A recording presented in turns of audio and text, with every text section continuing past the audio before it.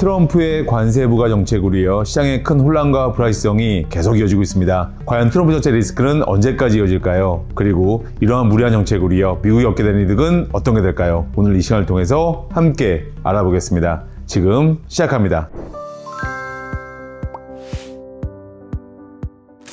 트럼프 미국 대통령은요, 2025년 3월 2일부터 캐나다와 멕시코에서 수입되는 제품에 대해서 25%의 관세 부과를 발표했습니다. 그러나 현지 시각으로요, 3월 5일 미국의 주요 자동차 제조업체 최고 경영자들과 전화통화 후에요, 캐나다와 멕시코에서 수입되는 자동차에 대한 25% 관세 부과도 한 달간 유예하기로 결정했습니다. 최종적으로요, 트럼프는 4월 1일부터 미국으로 수입되는 자동차에 대해서 25% 관세를 부과할 계획을 발표했는데요. 이런 결정은 트럼프 행정부의 관세 정책이 상황에 따라서 유동적으로 변화하고 있음을 보여줍니다. 미국이 자동차에 대해서 관세를 부과하게 된다면 미국 내 생산 증가 가능성이 높아지고요, 미국 자동차 산업 내 일자리가 증가할 가능성이 커지게 됩니다. 하지만 장점도 있는 만큼 단점도 큰데요. 소비자들이 자동차 가격 상승으로 인해 부담을 가질 가능성이 높고요. 미국 내 자동차 기업들도 부품, 비용 증가로 인해서요, 제조 원가 상승 우려와 해외 자동차 기업들이 보복 관세를 부과하면 미국산 자동차 수출 감소 가능성이 예상이 됩니다. 트럼프가 이번 관세 정책이 무리수임에도 불구하고요, 강행하는 데에는 여러 가지 이유가 있습니다. 먼저 트럼프는요, 미국을 다시 위대하게 라는 슬로건을 내걸고요, 미국 전통 제조업 부흥을 강조해왔습니다.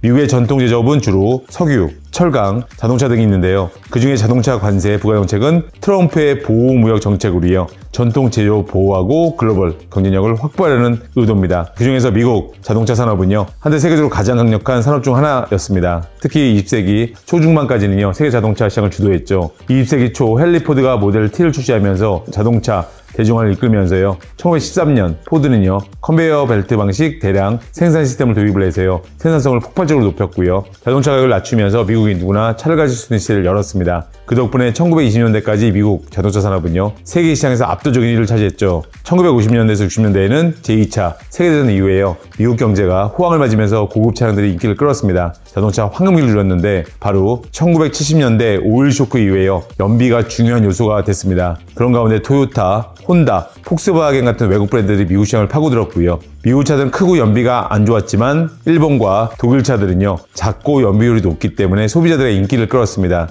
1980년대부터는요, 일본 자동차 회사들이 미국 내 공장을 세우고 품질과 가격 경쟁력을 앞세우면서요, 미국 자동차 산업 입지가 약해지기 시작했죠. 그러다가 2008년 글로벌 금융위기 때요, GM과 크라이슬러가 파산 위기에 몰려 미국 정부의 구제금융을 받으면서 위기에 처했고요. 그런데 일본과 독일 자동차 회사들은 비교적 타격을 덜 받으면서요, 미국 시장 점유율을 계속 폭발적으로 늘렸습니다. 미국산 자동차 경쟁력은 약해졌고요. 현재도 일본, 독일, 한국 업체들에 밀려 점유율이 계속 하락하고 있습니다. 결론적으로 미국 자동차 산업은 과거의 전성기인 만큼 강하진 않지만요, 이번 트럼프 정부에서는 미국산 자동차 산업을 부흥시키고요, 우리는 다시 미국에서 자동차를 만들 것이다, 이런 슬로건을 내세우면서 미국의 경제 성장과 애국심을 자극하는 전략을 사용하고 있습니다. 미국 자동차 노조는요, 전통적으로 민주당을 지지해왔지만 트럼프는요, 자신이 제조업 노동자들의 일자리를 지켜줄 후보라고 강조하면서 지지를 호소했죠. 러스트벨트는 과거 미국 제조업의 중심지였는데 공장들이 해외로 이전하면서요, 경제가 쇠퇴한 지역입니다. 전기차 의무 생산 정책을 완화하고요, 내연기관 자동차 생산을 지속해야 하는 입장을 내세우면서 자동차 산업 종사자들의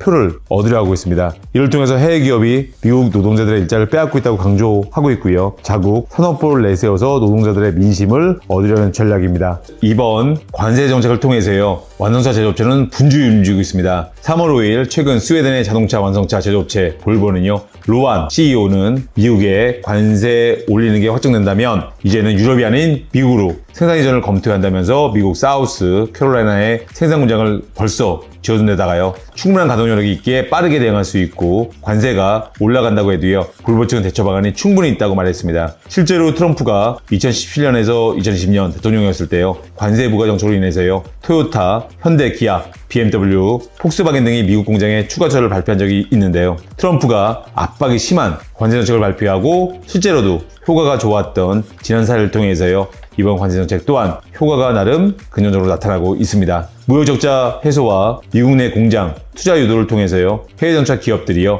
미국에서 생산을 강제로 늘리도록 하는 의도가 통하고 있고요, 해외 자동차 기업들이 미국 내 공장을 건설하게 된다면 노동자들의 일자리가 활성화되면서요, 지역 경제 발전도 가능하게 됩니다. 그리고 중국 견제와 동맹국 압박 목적도 있는데요. 미국은 현재 중국산 전기차 또 배터리 부품 수입을 줄이려는 정책을 추진 중에 있는데 트럼프는 한국, 일본, 유럽 자동차 기업들이요 중국산 배터리 부품을 사용하지 않도록 압박할 수도 있습니다. 자동차 관세를 낮춰줄 테니까 중국산 배터리 사용을 줄여라 같은 조건을 걸 가능성도 있는데요. 중국산 전기차의 수출 감소로 미국 및 한국, 일본, 유럽과 같은 동맹국이요 중국산 배터리와 부품 사용을 줄이면 중국 배터리 기업 수출이 위축이 될 수가 있겠죠. 결론적으로 미국 입장에서는요 중국 전기차 배터리 산업을 견제하고요 자국 제조업을 강화하면서 글로벌 공급망에서 주도권을 잡는 긍정적 효과를 기대할 수가 있습니다. 중국은 내수 시장을 키워서요 타격을 완화하려겠지만 미국, 유럽 시장의 차지하는 비중이 워낙 크기 때문에 성장이 둔화될 가능성이 크므로 이번 관세 부과 정책을 통해서 이런 핵심 기술 산업을 보호하고요. 미국의 주도권을 유지하려는 전략으로도 보여지고 있습니다.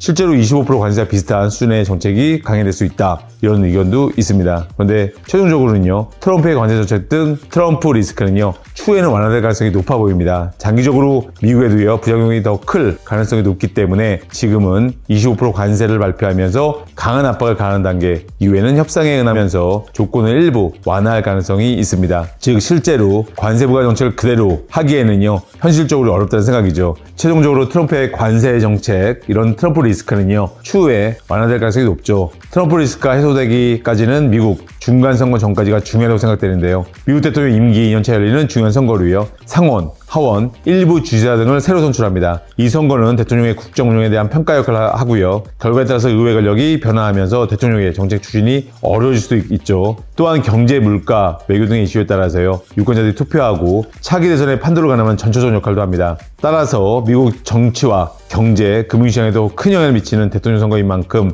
미국 중간선거는 아주 중요한 선거죠. 트럼프는 아마도 중간선거 전까지 자신의 공약 및 정책에 대해서요. 무리한 협상 조건을 만들어내고 유리한 협상 조건을 얻은 뒤 트럼프가 강조하는 마가 정책이죠. 즉 미국을 위대하게라는 슬로건을 건 정책 효과가 본격적으로 보여질 가능성이 큽니다. 트럼프는 대선 유세에서 강조했듯이요. 강한 보호무역 정책을 강조하고요. 노동자 표심을 잡는 중이고요. 협상을 통해 일부 완화하면서 내가 협상을 통해서 좋은 딜을 했다. 이렇게 홍보할 가능성이 큰 상황인데요. 더욱 이번 관세 발표는 트럼프식 최대 압박과의 협상 전략의 일환으로 보이고요. 궁극적으로 자동차 무역에서 미국이 유리한 조건을 얻어내는 협상 도구로 사용될 가능성이 큽니다. 앞으로 트럼프의 이러한 전략이 통하게 된다면 미국이 다시 자동차 제조업 국가로 다시 부상할 가능성이 높습니다. 그리고 트럼프의 전체 리스크는요. 본인이 원하는 걸 얻게 된다면 더 이상 충격적인 정책 발표가 줄어들 가능성이 크다는 점인데요. 현재 시점에서는 트럼프의 발언과 정책이 하나하나가 시장에 충격을 불러일으키고 있지만 시간이 가면 갈수록 충격파는 줄어들 거고요. 충격파가 줄어든 시점은 트럼프가 원하는 정책이 어느 정도 자리 잡고요.